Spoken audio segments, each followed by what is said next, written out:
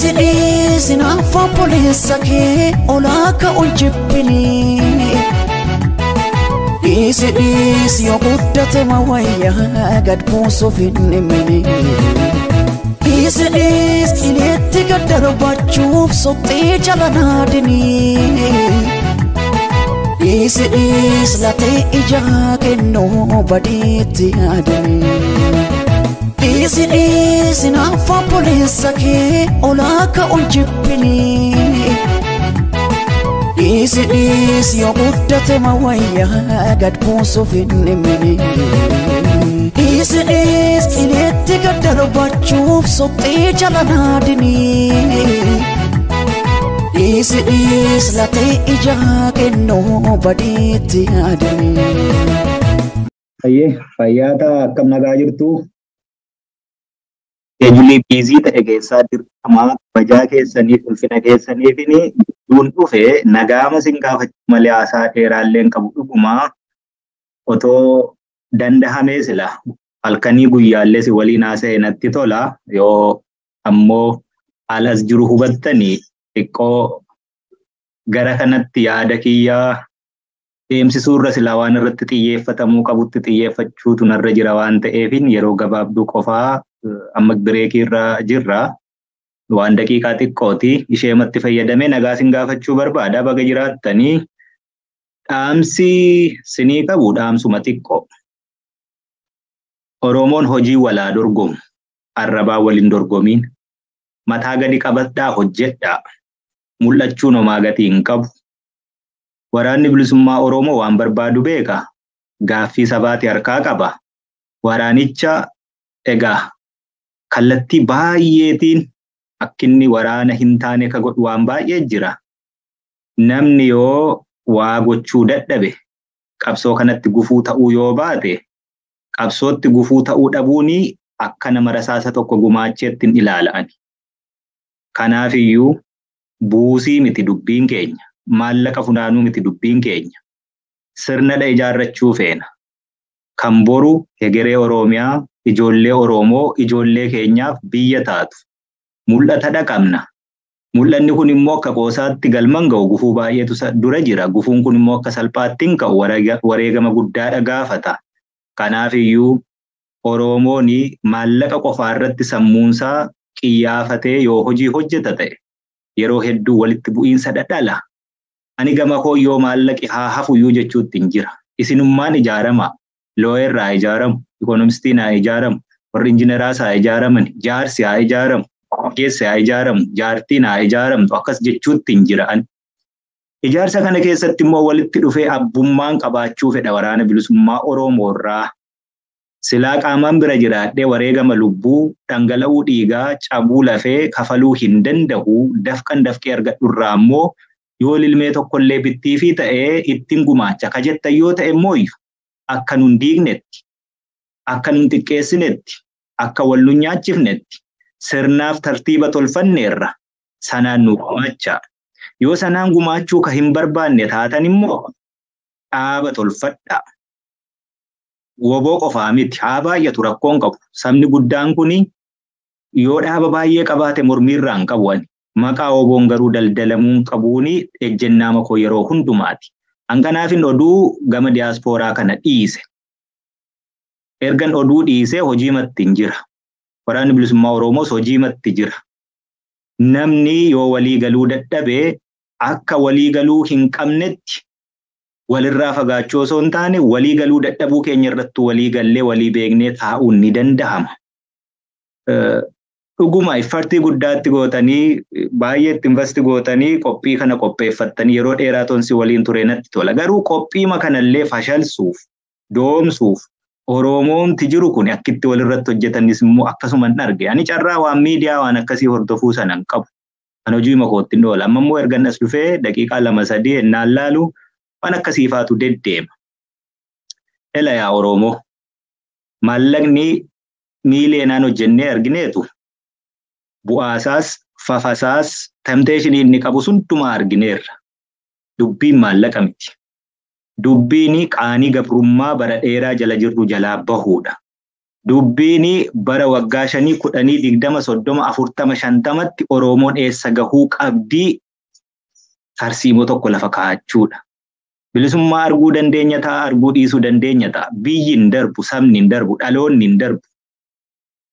Dhaloonni hin darbu ennaan jedhutti fufiinsa qaba, walitti ejjaadha. Nuti immoo yeroo tokko ni dabarra. Leegaasii akkamii keenyeetu dabarraa. Seenaa keessatti galmeen seenaa maqaa keenyaa akkam jedheetu qoraa. Isa kana haa ilaallu. Dhimma maallaqaan laaliina. Buusiin maallaqaa lilmee nuubitti yoo ta'e bu'aa qabdi. Achi keessatti isinis abbummaadha qabaattu. Kan kanarraa hafee waraanni bilisummaa Oromoo har'a 200 miti, 300 miti, 2,000, 3,000 miti. Kuni buusii isin buustan qofaan socho'uu akka hin dandeenye beektu. Buusiin isin buuftan suni abbummaa akka qabaattaniif qofa.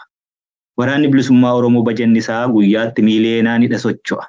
Beektu lakkoofsa isaa. Kun hundi rasaasadha dhukaasa. Hin nyaata, hin uffata, hin hidhata.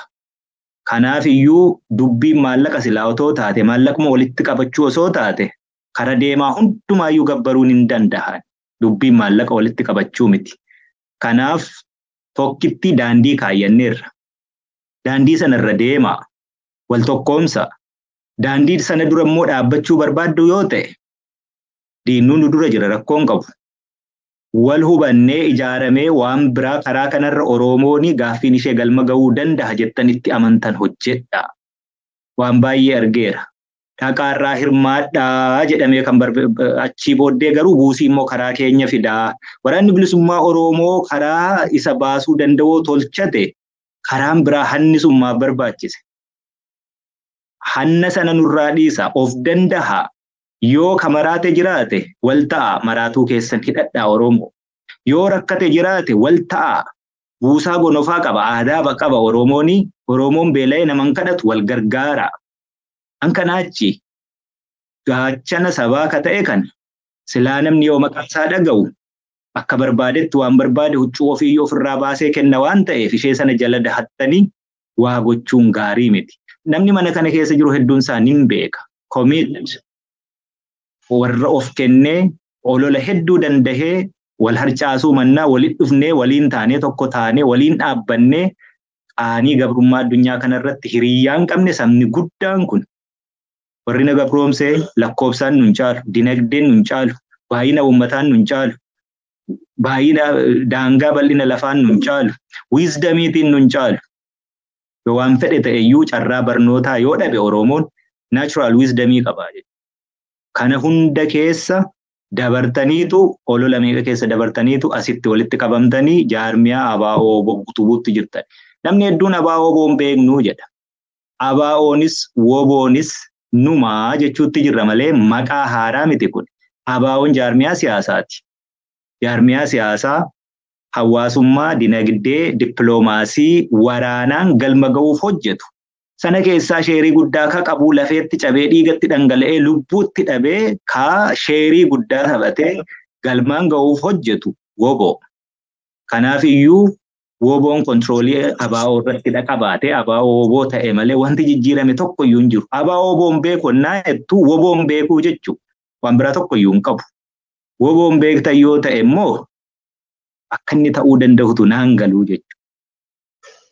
Politiko militarii komaandii iddoo tokkotti dacha'ee karoora baafatee har'a eessa oola boruu eessatti socho'a waggaa 5, 10, 20, 30tti immoo Oromoo garamitti geessaa jedhee dhaaba hojjetaa jirudha. Mul'ata dhaqabna. Mul'anni kun kan inni galma ga'uu danda'u istiraateejii yookaan tarsiimoo hedduutu jira. Kanaaf dhiisaa waliin harcaasiina. Namni baay'ee odeessaama ture waggaa 3, 4, 5 dura sinuma odeessa. Wanti inni odeessaa ture ennaa waggaa 1 darbu, ennaa waggaa 2 darbu, ennaa waggaa 3 darbu gaaffa question godha, measure godha. Lafarratti nama hojjetu barbaada. Oromoo rakkoo Oromoo teessee Oromootti himaa yoo oolte homaa gatii hin qabu. Balbala namaa rurrukuti. Deemi waa barbaadi. Gara deemetti miilli taa'u silaaftuu homaa gatii hin qabu. Miilli deemu garuu waa dhala wayitti baqa jechuudha. Balbala namaa rurrukuta. Profeesar Mahammad dhiyooma kan inni hawaasa'u dhagaye. gaaffii Oromoo jennee Oromoon rakkoo qabdi jennee biyyoota adda addaatti deemnee waraqaa barreeffannee galfannee waraqaan keenya dubbifamuu diddee shelfit taatee achitti dhukkee irra qubataa jedhe. Dhugaa namni nun dubbisu ture. Akka Oromoot akka wobootti dhiisiiti akka Oromoottuu sabni guddaanii lakkoofsi isaa hammana ga'uuf lafa dachee hammana bal'attu qabdu suni akka sabaattuu hin beekamnu ture. Har'a wanti tiksee looniiti homaatti hin baatu ijoolleedha waliin galtu waliin hin deemtu waliin hin dhaabbattu siyaasa iyyuu hin beektu fuuldureen ishee maal akka ta'e hin beektu ka jedhametu addunyaa kana dubbachiisuu jira jedhe. Kanaaf lafarratti waan hojjetamu rationally logically and reasonably measure godhaati judge nu godha. Ankanaachi ebeluun akkas godhe ebeluun akkas ta'e akkasitti akkas nu godhe akkasitti akkas nu godhe sanaa miti. Kanaafuu yeroo fixadheen jira dhiifa manaa godhaa tonguddoo isinitti haasa'inatti tolaa deebi'uuf hin jira waan ta'eef waan birriitiin osoo hin taane waan tarsiimootiin yaada. Wanti amma deemaa jiru kanaa sanaa isiniin jechuun barbaadu itiksiisaas miti waan ta'eef. Garuu chaalenjiin guddoon fuuldura keenya jira quba qabaadha. Kanaaf waan tarsiimoo irratti Oromoon maalitti bahuuf deemti akkam ta'uu qabna wallaalaa keenyas beekaa keenyas akkamittiin qabannee fuulduratti socho'uu dandeenya. Baabura tokkotti akkamitti deebinee wal qabannee isteeshinii isa xumuraa irratti haga buunutti wal dandeenyee deemnaatti deemaa jechuudha. Abaaboo boon beekuu hoogganni isaa abaluu miti. Akkas miti dubbichi. Yookaan 2000 akkasii 2000 akkasii qorri sabaa akkas godhee miti. We are an independent organization amma. Kana fudhachuu danda'utu isinitti jira. Dhaabni nu hoogganu kan biraa namni nu hoogganu kan biraan jiru dirreerraati hooggan. Dirreerraa hoogganuu mun barbaannu hooggansa nu barsiistanii qabsoo nu barsiistanii kadhe jedhus jira. Waggaa 50 darbe dhiiroo waraana 50 garuu qabaachuu hin dandeenye Oromoon. Kanas ilaala yoo sammuu qabdu ta'e. Waggaa 50 darbe kana hundumaa keessatti waraana bilisummaa Oromoo Oromiyaa guutuu keessatti diina waliin kiiloomeetira 1-2 irratti taa'ee leenjisee hidhachiisee lolchiisee mandara keessa taa'ee lole in history of this world riphee lola akkasiitu jiraatee hin beeku. Takkaamayyuu hin jiraanne jechuudha. Kanaan dura immoo gammoojjii fagoo lafa waraabessii fi allaattiin foon keenya sooratti Oromoonuu jiraachuu keenya quban qabne keessatti wareegama kaffalleerra. Waraana xiqqoo taane waraana 500 horachuu hin dandeenye abaa'oon barasaa guutuu keessatti. Kuni har'a yeroo ta'u it's not a miracle. Hojjetameetu jijjiirame. Hojii sanatti waa gumaacha dhagaatti hin darbatiina. Yoommoo waa gumaachuu hin dandeessan ta'e callisaa dhiisaa sunuu gumaacha. Fayyaanaa ta'aa dhiifamaa teenshinii hedduu jira hojii hedduu jira ni hubattu jedhee yaadaa. Egaa milkaa'aa injifannoo.